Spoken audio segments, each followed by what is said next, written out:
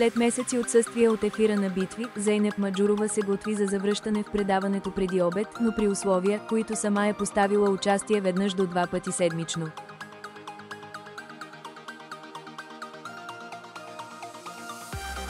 Макар отсъствието й от екран да предизвика облекчение сред част от зрителите, които открито критикуват стила и поведението й, Зейнеп отново се появи в рекламния клип на предаването, подсказвайки, че няма намерение да напуска телевизията.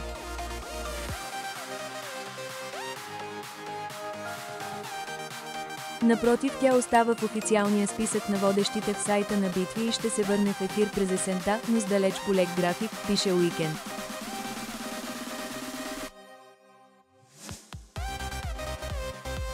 Причината за редуцираната й заетост не е свързана с редакторски решения или зрителски натиск, а с личното й желание да има повече време за трите си деца.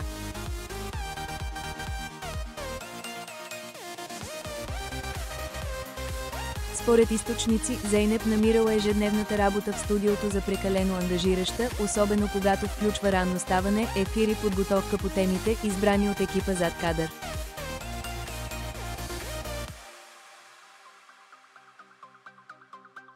Вместо да се подготвя задълбочено по всяка тема, както е практика сред професионалистите, Зейнеп предпочитала да се придържа към подготвените от редакторите въпроси и да импровизира в студиото с лични коментари, обичайно свързани с семейството й.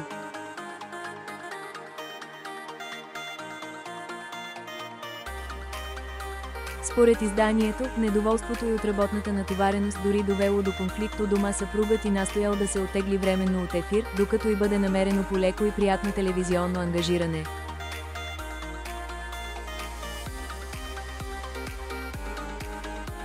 Така от новия сезон на Преди обед зрителите най-вероятно ще виждат Зейнеп само в рамките на отделна рубрика или като гост-водеща. Самото предаване също ще претърпи промени според продуцента Жоро Тошев. Акцентът ще падне върху истински човешки истории, за сметка на гостуванията на реалити герои и инфлуенсъри.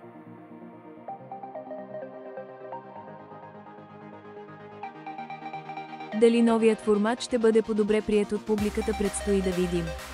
Но едно е сигурно: Зейнеп няма да напусне сцената напълно, макар и с далеч по-ограничено присъствие.